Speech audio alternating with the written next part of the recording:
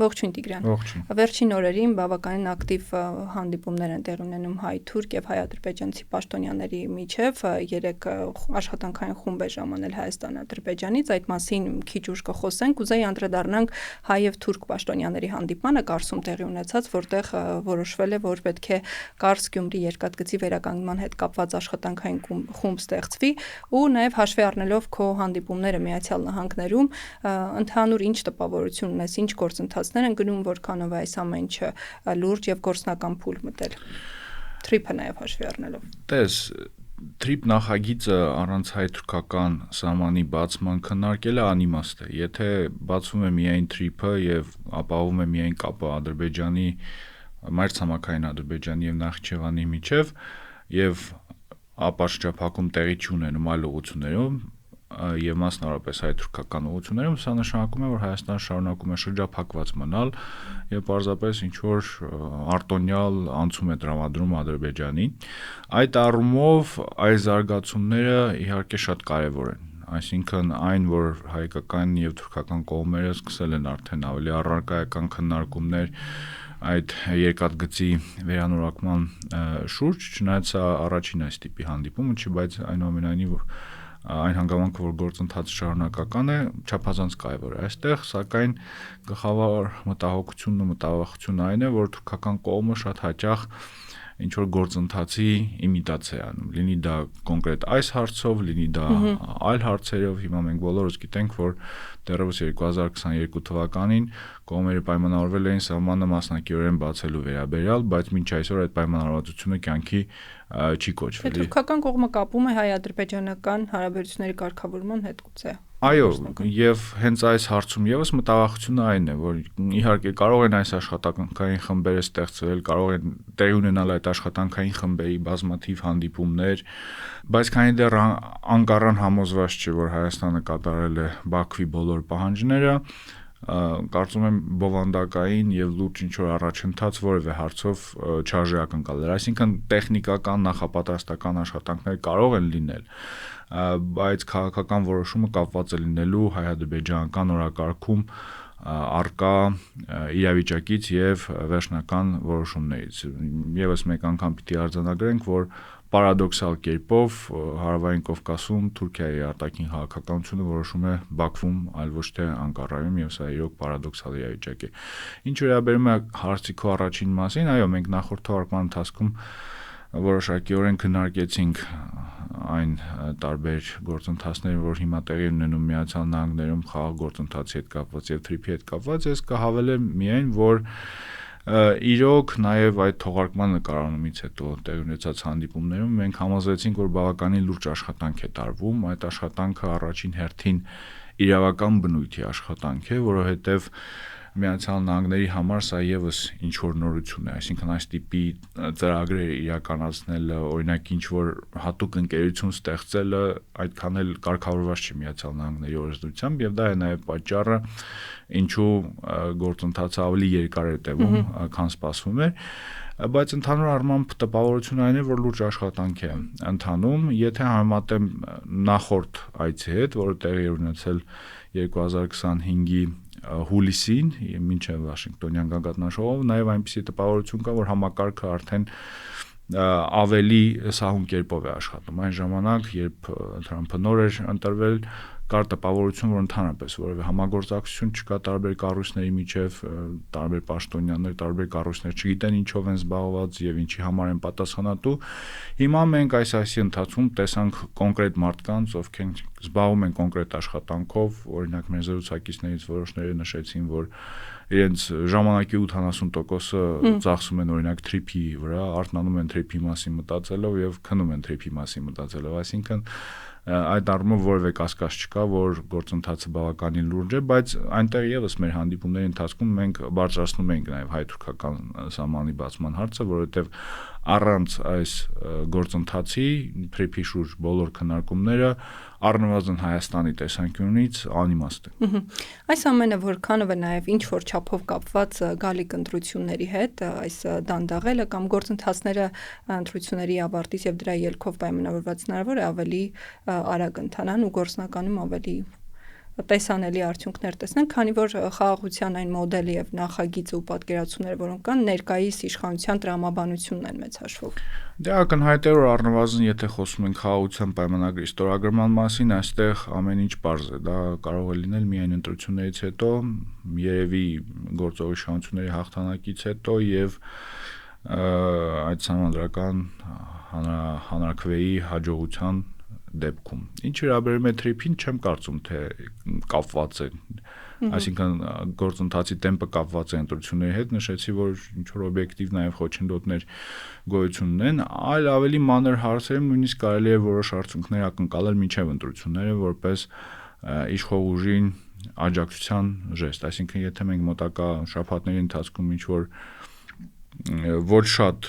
լուրջ օրակարգերով, այսինքն լուրջ, բայց ոչ քաղաքական առումով շատ լուրջ օրակարգերում ինչ որ քայլեր տեսնենք նույն Թուրքիայի եւ Ադրբեջանի կողմից, կարծում եմ դա տրամաբանական կլինի, որովհետեւ Անկարան եւ Բաքուն հակված են աշխատել այս իշխանությունների հետ եւ առնվազն ընտրություններից առաջ պետք է երևի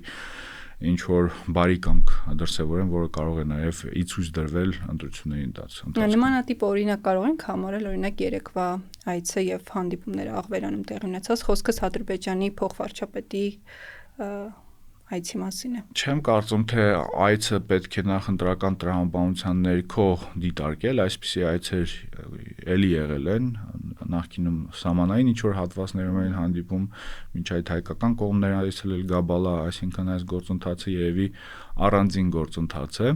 բայց եթե այդ քննարկումների արդյունքում ինչ-որ որոշումներ կայացվեն տարբեր հարցերով, տարբեր ցավոտ հարցերով, թեկուզ փոքր, եթե ինչ-որ որոշումներ լինեն, դա միգուցե կարելի է դիտարկել հենց նախընտրական տրամաբանության ներքո։ Անդադ նախընտրական տրամաբանությունից ենք խոսում, որի մեջ նաև մտնում է ինչպես իշխանություններն են փորձում ձևակերպել այդ խաղաղությունը ամեն գնով պաշտպանելու եւ վերջնանպատակին հասցնելու միտքը եւ այս հաշվի առնելով կուզեի խոսենք նաև Ստեփանակերտի Մայր տաճարի քանդման հետ կապված վերջին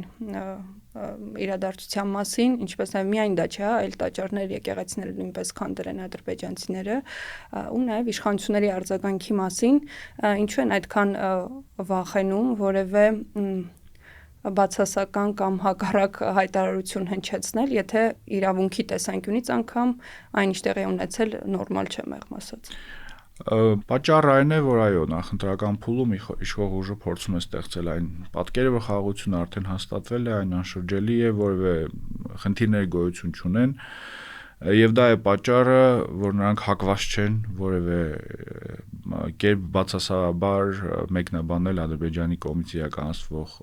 գործողությունները։ Երկրորդ պատճառը երևի այն է, որ միգուցե նրանք մտածում են, որ այդ հայտարարությունները կարող են իրոք վնասել խաղաղ գործընթացին, բայց կոնկրետ այս պարագայում եկեղեցու հետ կապված քանդման հետ կապված այս հարցում իհարկե զարմանալի է, որ ոչ միայն ինչ-որ պրոակտիվ գործողություններ չեն ձեռնարկում այդ քայլը դատապարտելու համար, այլ նաև ինչ-որ չափով արդարացնում են նույնիսկ Ադրբեջանի գործողությունները, երբ Արսեն Թորոսյանը հանրային հեռուստատեսության եթերում հայտարարում է, որ դա Ադրբեջանի սուվերեն տարածքն է, ինչ որ բան է արել այդ սուվերեն տարածքում, սա առնվազն անգրագիտության ինչ որ ցուցիչ է կամ էլ ցինիզմի, որովհետև որևէ պետություն, նույնիսկ իր սուվերեն տարածքում իրավունք չունի կրոնական նշանակության կամ պատմամշակութային նշանակության կառույցներ ոչնչացնել։ Հիմա պատկերացնենք, որ Հայաստանը իր սուվերեն տարածքում ինչ որ այլ էթնիկ խմբի կամ ինչ որ այլ ազգի պատկանող պատմամշակութային ինչ որ կառույց կամ շինություն է ոչնչացնում։ Իհարկե կա նաև ադրբեջանական այդ փաստարկը, որ նրանք ոչնչացնում են այսպես կոչված օկուպացիայի շրջանում կառուցված իրենց բառապաշար օգտագործելով ապօրինի կառույցները, բայց այս փաստարկը եւս չի դիմանում որևէ քննադատության, նախ որովհետեւ այդ եկեղեցին կամ այլ կառույցներ կառուցվել են տեղի բնիկ բնակչության կողմից, այսինքն եթե հիմա թեկուզ այդ մոտեցումը ընդունենք զուտ տեսականորեն, որ միջազգային իրավունքի տեսանկյունից պատկանում էր Ադրբեջանին, չնայած դա այդքան էլ այդպես չէ, հիմա պոպուլյար դարձած կարծիք է, ամեն ինչ սև ու սպիտակ պրիզմայով նայել, բայց եթե բանակցային գործընթացի տարբեր դետալները ուսումնասիրում ես, Լեռնային Ղարաբաղը վերջին 30-35 տարվա ընթացքում առնվազն վիճելի տարածք է, այլ ոչ թե միանշանակորեն բոլորին կողմից ընդունում էր որպես Ադրբեջանի տարածք, սա բայց քննարկման այլ թեմա է, բայց վերադառնալով այս հարցին, եթե այդ տարածքում ապրում է բնակչություն, մեծամասնությունը հայեր էին մշտապես ապրում Ստեփանակերտում, հատկապես Ստեփանակերտում, այո, այսինքն այդ մարդիկ իրավունք չունեն ինչ որ կրոնական կառույցներ կառուցել, թեկուզ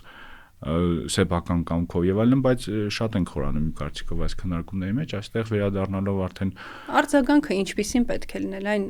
մինիմալ հնարավորը։ Եթե օրինակ մենք չգիտենք այդ փակ հանդիպումների ընթացքում ինչ են խոսում, ինչու են իշխանությունները այսքան զգույշ ու վախեցած, Դե առնվազն արտգործնախարարությունը պետք է հայտարարություն տարածի այս հարցով։ Ես չեմ ընդունում այդ մոտեցումները, որ սա կարող է ինչ որ խաղաղ գործընթացին վնասել եւ այլն, այսինքն այդ տրամաբանությամբ Հայաստանը ընդհանրապես որևէ հարցի մասին կարծիք չպիտի հայտնի, որովհետեւ ամեն ինչ էլ կարող է վնասել խաղաղ գործընթացին, սա առաջին հերթին մարդասիրական հարթության խնդիր է եւ բնականաբար ոչ միայն իրականում Հայաստանը, այլ բոլոր երկրները, ովքեր հետաքրքրված են օրինակ պատմամշակութային ժառանգության պահպանությամբ, ովքեր հետաքրքրված են էթնիկ զտումներն ու ցեղասպանությունները կանխարգելման գործընթացով, պետք է արձագանքեն, բայց այն հանգամանքը, որ Հայաստանը այսպիսի պահվածք է դրսևորում, այսինքն նույնիսկ ֆորմալ առումով որևէ կերպ չի արձագանքում, իսկ տարբեր պաշտոնյաների պարագայում տեսնում ենք, որ նույնիսկ արդարացնում է այս քայլերը, սա իհարկե բացում է արդեն հնարավորությունները Ադրբեջանի համար շարունակել այս քաղաքականությունը, մեծ հաշվով Ադրբեջանը գտել է հնարավորությունների շատ ունիկալ մի պատուհան եւ կարող է ընդհանուր առմամբ ինչ ուզում է անի, ինչ ուզում է անել Լեռնային Ղարաբաղում, ոչնչացնել քաղաքագիտության մեջ սա կոչվում է այս մոտեցումը հակամարտության ավտորիտար կառավարում, երբ նույնիսկ ֆիզիկական տարածություններն են հակամարտության փոփոխվում, որպեսզի նախկինում այդտեղ գտնվող բնակչության, նախկինում այդտեղ գոյություն ունեցած քաղաքական կառույցների հիշատակը ոչնչացվի։ Այս թեմայով կարծում եմ տարիներ առաջ քննարկում ունեցել ենք 23 թվականից հետո երևի, այսինքն Ադրբեջանի մոտեցումը պարզ է, բայց այն, որ որևէ արձագանք չկա ոչ Հայաստանի կողմից, ոչ միջազգային տարբեր կառույցների կողմից, ոչ որևէ ազդեցիկ պետության կողմից, սա իհարկե ունիկալ իրավիճակ է ստեղծում Ադրբեջանի համար, ես իրոք չեմ հիշում որևէ այլ համատեքստ, որտեղ որևէ պետություն իր տարածքում այդ տիպի գործողություններ իրականացներ եւ որևէ արձագանք չլիներ։ Սա նաեւ կարծում եմ շատ հետաքրքիր ցուցիչ եւ գնահատական է այն խաղաղ գործընթացին, որը հիմա ունենք, այն խաղաղությանը, որի մասին խոսում ենք հիմա, Այդ խաղաղությունը կներես, որ ընդհատում է մի տեսակ տպավորություն է, որ միակողմանի, այսինքն շահագրգիռ կողմը Հայաստանն է։ Միակողմանի հաղթողի խաղաղություն, որտեղ կողմերից մեկը պարզապես ստիպված է ընդունել բոլոր պայմանները, շատ հաճախ նույնիսկ չնայած շատ ռացիոնալ փաստարկներով են փորձում արդարացնել այս քաղաքականությունը, շատ հաճախ նույնիսկ այդ խնդիրը չկա, այսինքն ես կրկնեմ, որ չեմ կարծում, որ եթե Հայաստանի Հանրապետության արտգործնախարարությունը այս գործողությունները դատապարտող հայտարարություն տարածեր, խաղաղ գործընթացը կանգ կառներ, որովհետև այնուամենայնիվ խաղաղ գործընթացը բազմաշերտ է, կոնկրետ պրոյեկտներ արդեն կան, որոնք քննարկվում են, այդ թվում նաև TRIP-ը եւ այլ գործընթացներ եւ մեկ հայտարարությունը այդ թեմայով չէր կարող խանգարել այդ գործընթացին, նամանավանդ որ նմանատիպ հայտարարությունները այնուամենայնիվ դեռևս գոյություն ունեն, օրինակ վերջերս ԱԳՆ-ն հայտարարություններ տարածել Սումգայիթի եւ Մարաղայի ջարդերի վերաբերյալ, այսինքն պաշտոնական հայտարարություններ, իդեպ դա արդեն այս համատեքստում, այս նոր իրականությունում արդեն զարմանալի ինչ որ հայտարարություններ անսպասելի, բայց այնուամենայնիվ օրինակ այդ հայտարարությունը չեմ կարծում, թե ինչ որ վնաս հասցրեց խաղաղ գործընթացին, Ադրբեջանը բնականաբար գոհ չէր այդպիսի հայտարարությամբ կամ այդ ոչի հայտարարություններում, բայց ինչ որ այնուամենայնիվ կարմիր գծեր գոյություն ունեն, այդ թվում նաև բարոյական կարմիր գծեր, եւ պարզապես պետք է փորձել նաև սեփական դեմքը փրկել այս իրավիճակներում։ Բացի բարոյականությունը եւ առանապատվությունը, նման դեպքերը կուլ տալը, թեև գուցե իշխանությունների համար սա բավականին դյուրին գործընթաց է, ինչ վտանգներ է ենթադրում հետագայում Ադրբեջանի պահանջների հետ կապված։ Դե այստեղ իշխանությունների մոտեցումը բավականին հստակ է, նրանք կարծում են, որ գործառույթներ ունեն իրականացնելու միայն Հայաստանի Հանրապետության սուվերեն տարածքի հետ կապված հարցերում, իրական Հայաստանի օրակարգը եւ այդ տարածքից դուրս գտնվող կամ դուրս տեղի ունեցող գործընթացներից որևէ առնչություն չունեն եւ չեն ուզում ունենալ։ Սա մոտեցում է, հավանում ենք այս մոտեցումը, չենք հավանում, սա է մոտեցումը։ Ընդհանուր առմամբ այստեղ խնդիրը իհարկե գլխավոր խնդիրը Արցախի հայկական ժառանգության պահպանման հետ է կապված, որովհետև ինչպես արդեն նշեցի, բայց սա էլ է հարց, արդյոք սա օրինակ կարևոր հարց է գործող իշխանությունների համար, թե ոչ, վստահ չեմ ճիշտն ասած։ Այս պահվածքը, ինչպես նաև այս ընդհանուր համակերպվածությունը առկա իրավիճակի հետ, խաղաղ գործընթացի կարևորությունը բոլոր դերակատարների համար մեծ հաշվով Ադրբեջանին հնարավորություններ է տալիս շարունակել այս գործընթացը։ Իրականում, եթե խոսում ենք ավելի հին շրջանի պատմամշակութային տարբեր հուշարձանների, եկեղեցիների, կրոնական կառույցների մասին, այստեղ միգուցե նրանց պահպանման միակ շանսը այն է, որ Ադրբեջանը կարող է պարզապես դրանք մեկնաբանել որպես ոչ հայկական, օրինակ արդեն տեսնում ենք։ Ինչպես կներես, հետաքրքիր է, նույնը անում էին տատիկ-պապիկի արձանի հետ կապված, բայց վերջերս նաև ադրբեջանցիները սոցհարթակներում դրա քանդման հետ կապված ինչ-որ ակնարկներով գրառումներ են անում։ Այո, կարծում եմ այդ հուշարձանը եւս վտանգված է, որովհետեւ ադրբեջանցիների կողմից այն դիտարկում է որպես ինչ-որ հայկական սեպարատիզմի սիմվոլ, Արցախի հանրապետության հետ անմիջական կապ ունեցող սիմվոլ եւ չեմ բացառում, որ մոտ ապագայում եւս դրա ականատես կլինենք, բայց վերադառնալով նախորդ թեմային, այո, երևի այդ հուշարձանների պահպանման շանսը այն է, որ ադրբեջանցիները հենց մեկնաբանեն դրանք որպես ոչ հայկական, չգիտեմ, ալբանական եւ գոնե այդ գնով այդ հուշարձանները պահպանեն, ինչպես հիմա նրանք անում են, օրինակ Գանձասարան անվանում են ալբանական եկեղեցի։ Շնորհակալ եմ, Տիգրան։ Ես եմ շնորհակալ։